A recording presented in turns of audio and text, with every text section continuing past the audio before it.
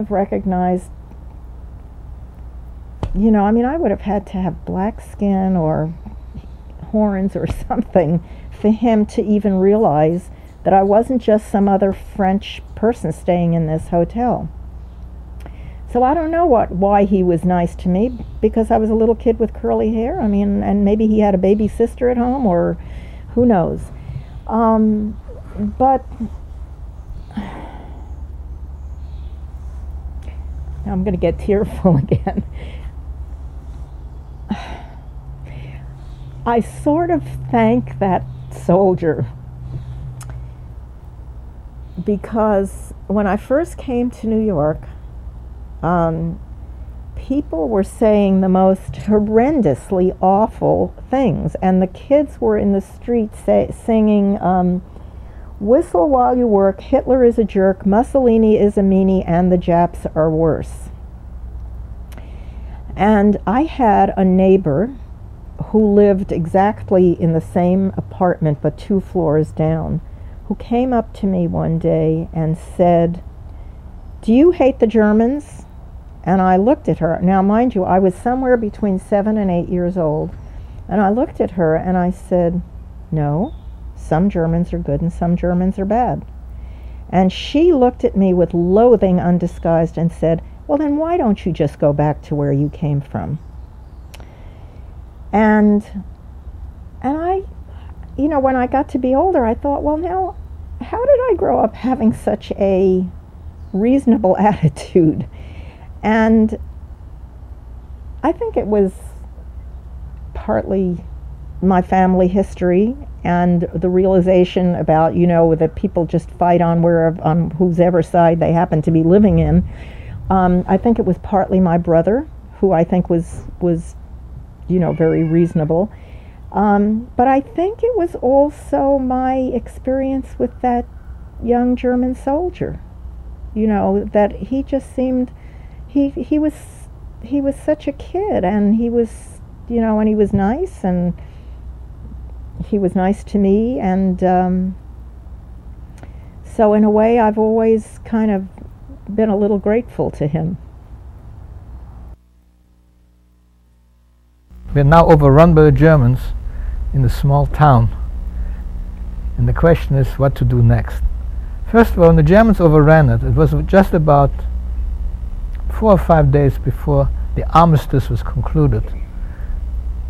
And what the armistice did, it basically said that France is going to be divided into 2 parts, which in fact indicated here that the original France is this whole thing, all right? So the way the armistice concluded was saying that all the northern part of France, as well as the entire coastline of France, was going to be German. But that this section of France in the southern part, this one, was going to be French, or at least the special regime installed to be here. Now we happen to be just about here. And so the question arose, what shall we do? There might have been about 15 people from the St. Louis in this town, and there were 2 schools of thought. One school of thought said, well, we might as well wait it out and see what happens, and after all, if you wanted to leave here, we would have to leave our possessions behind, by which by possessions they meant a few trunks which they'd gotten on a steamship. That's all it meant.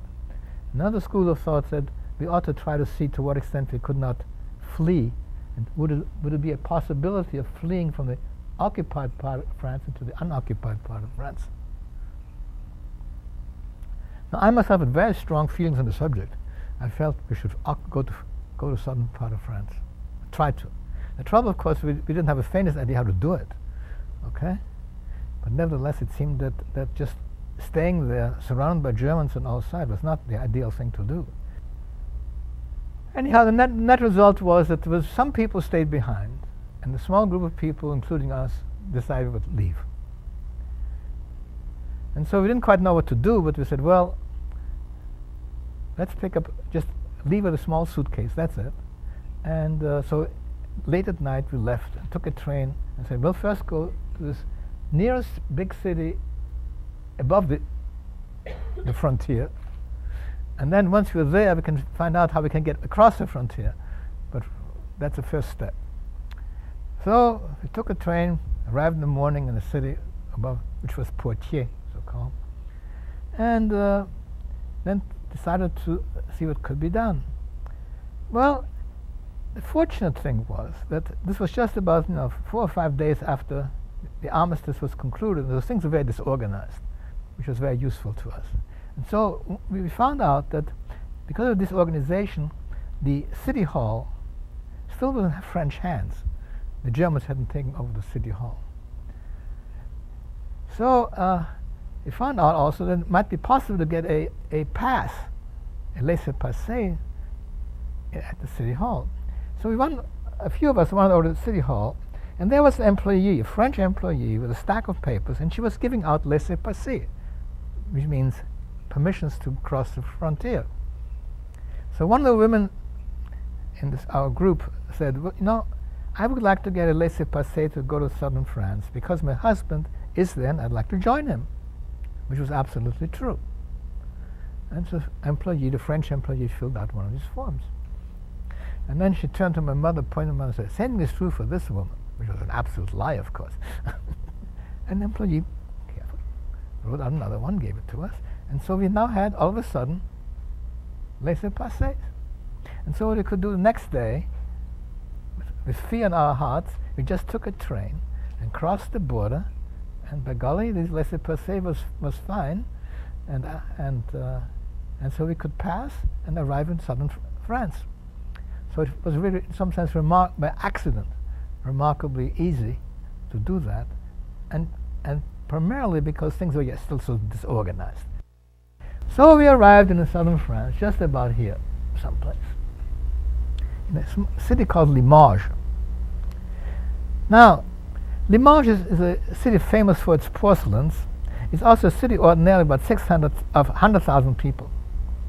Well, because of the influx of refugees, I mean refugees from northern France and Belgium and Holland, the population of Limoges had swelled to 600,000. That's not a small increment. And so what do you do with all these refugees? So what they had done is, they accommodated these refugees wherever they could, in movie theaters, in the city hall. They just threw straw mattresses on the floor. You know what straw mattresses? Yes? No?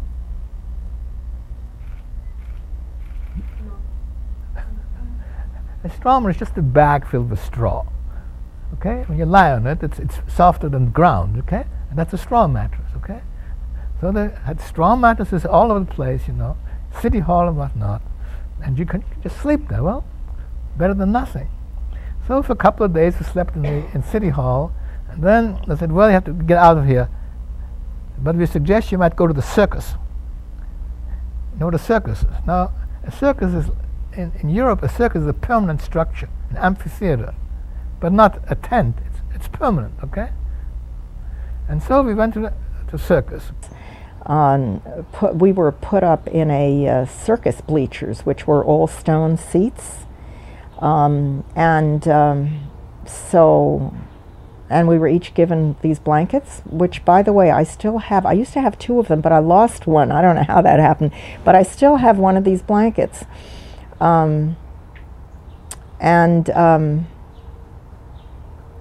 Anyway, we were given these blankets, which were just junk, and slept on the stone, and we wake up black and blue in the morning, and then as people started getting moved out to other areas, you could move down, and the final phase was that you could be in the arena, and then there were, I don't know, some kind of straw mattresses on cots or something. So we kept graduating down into the bottom. And so we stayed in the circus for about 6 weeks, living between these 2 rows of seats. And then gradually what happened is that many refugees started going back. And so things got a little bit more reasonable in terms of population density, but the question is, what could we do? Because we're in a special condition. We're not just refugees from France. We're refugees from Nazi Germany. We didn't want to go back to this. In fact, one thing which struck me at the time, and still I find interesting, is among many refugees who had come down from the north, were all kinds of Jews who had come down from Paris. And what struck me at the time was that quite a few of these Jews went back to Paris, and I never could understand that. Because you've just essentially escaped from German armies by going south to France. Why do you want to return to Paris, which is now entirely in German hands? You know enough about the Germans to know what's likely to happen to you. Why do you go back? But they did. And I think the answer is that people who have a home and have possessions and a job and stuff like this do not want to abandon all these things because something bad might happen. All right? And so they went back. Well, we were not in that position, so after a while we said, well, we can't stay in a circus indefinitely. So we went out and we rented a place in the suburbs of Limoges. It was a group of about 20 or so people. And this was a very primitive arrangement. It was kind of interesting. There was a room which was about the size of a quarter of this room. And there were about 20 straw mattresses all around that people could sleep. These were all women. And there was a little stove in the corner of the room. And there was a fire hydrant out in the corner for water. And this could accommodate about 20 women and children. And the men had a different room where they could sleep. And then during the day, you take the straw mattress and roll them up to make room in the center of the thing. And then we had orange crates. Orange crates on the side, which were taller than the service tables, and orange crates which lying on the side were smaller, acted as benches. So that was the furniture. And in the corner of the room there was a box which contained the bread. And remember, every morning when you opened this bread, there were all kinds of mice coming out, but nibbled on the bread. Well, so that's it. Let them nibble and we'll eat the rest of the bread, that attitude. So it was rather primitive conditions. After a while it got a little bit better because you could rent one additional room, and in fact my mother and the sister and I could have this additional room to sleep in, although to eat with the rest of the people. Now, food wasn't very plentiful. It was kind of rationed and whatnot. In fact, I have a vivid memory of there was one fellow who came from Alsace-Lorraine, which is the part of France near Germany, and he would get almost every day. He would get up after a meal, and in inimitable dialect, which I can't quite imitate, would say, "Wieder gehe ich, wieder nicht satt," which means, again I've eaten, again I'm hungry. And that's how we all felt.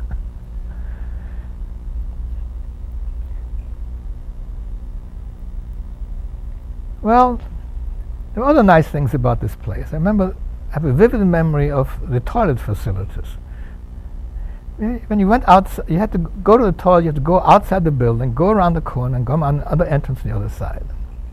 And when you entered the other side, there was a long corridor, whose floor was of mud. And when you arrived at the end, there was a French toilet. Now, do you know what a French toilet is? Probably not. What a French toilet is a hole with two places for putting your feet, and you crouch. Okay? That's a French toilet. Now, I've seen French toilets in hotels, at the time at least, which were quite nice. They had tiles on them, and you could flush them and whatnot. This was not one of them. With a French toilet, it had nothing to flush. As a matter of fact, it was full of shit, and it should have come out the hole and covered the places where your feet were supposed to be. It was impossible to use it without getting your feet full of shit. It was awful, I still remember horror, having to go to the thing. Well, now one thing which was good really for me was that in the circus I'd met a person. Actually, met him through my mother, because he was a Polish fellow who had come who had come to France to study music. He was a pianist and had been caught in these refugees. And my mother started talking Polish to him and whatnot. And that fellow was really quite influential in helping me, because somebody took an interest in me. So, for example, he let me stay in his house for a week or so to get adjusted to this new environment. And more importantly, he really was a mentor. He treated me in a different, interesting way. He was intellectual, which my mother was not, and I could feel that. And he would encourage me in various ways. For example, he said, "What are you going to do now?" I said, "Well, I don't know." I said, I would like to go to the lycée, which is the academic high school in France, the equivalent of gymnasium, but don't know how to do that. Well, I said, "Go to the lycée and talk to the director." So I said, "Okay." So I went to the lycée and talked to the director. And I still remember, entering this big office and there being various parents with the kids there, and I being the only little kid in this whole office, Entering, going to him and saying, "I would like to see the possibility of entering the lycée. What would I have to do?" And he said, "Well, they're giving an entrance exam in the next week or so. If you take it and pass it, you can get in." So I did. And then my Polish friend said to me, "Well, you play the violin, don't you?" I said, "Yeah." I said, "Well, why don't you take some music lessons?" I said, "How can I take music lessons?" Well, he said, "There's a conservatory here. You can go down and see if they can give you some music lessons." I said, "Okay, I'll go in there." So I walked in there and said, "I play the violin. You could have come here and get some lessons?" I said, "Sure."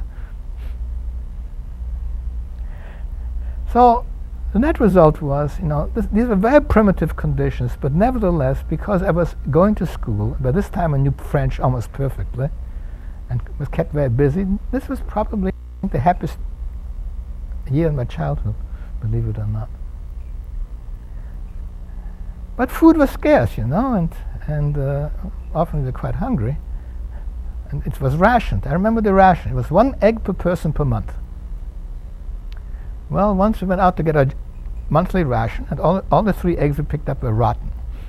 Well, that's enough for one. There goes 1 month of egg rations. The ration for potatoes was 2 pounds of potatoes per month per person. Well, I remember we once went out and got our ration of potatoes, and we ate them all at one sitting. So a lot of dramatic things happened in that town. First of all, I had my first year of schooling in this town, and so I had to walk quite a ways to this school, and the French school system in those days was very much stricter than anything that most Americans would have experienced. And so this teacher sat up on a dais, and she was this old, heavy-set woman with very graying hair pulled back into a very severe bun in the back. And she couldn't have been very bright, because every day in the morning, first thing, she came around with a ruler and checked everybody's head for cooties. And of course what she was doing was transferring the cooties. So one day I came home scratching my head, and the other women, scratching my head, I can just feel it now.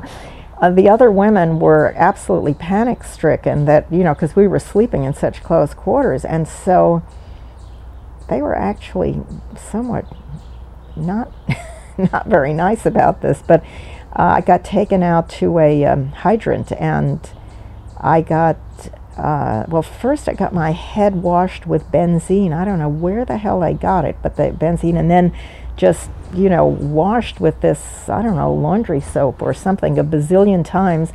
And then there was this one woman who would just sit over me for a very long time, and they would comb my hair with a I don't know what it's called, but it's a very fine-toothed, double-edged comb, and she'd go through it, and then she'd squish the eggs between her fingernails. Oh, it was just absolutely horrifying, and they were so rough with my scalp and just going through this, and but anyway, they got rid of my cooties.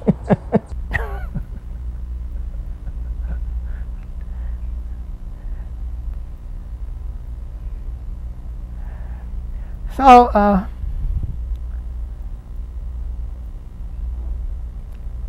living under these rather primitive conditions, which were not always easy, I was actually fairly happy because by this time I knew French. I liked school and stuff like this. Near the end of that year, we got a letter from the American consulate saying that your visas might be ready for you if you go to Lyon. See, what had happened is they initially had gone to Paris, but Paris, of course, now was occupied by the Germans, and so they had finally caught up with us. The Americans had caught up with us again and told us to essentially go and pick up our visas somewhere in a major city in France, which is called Lyon. So we went to Lyon, actually could, in fact, get some visas. Well, then, of course, a problem arose.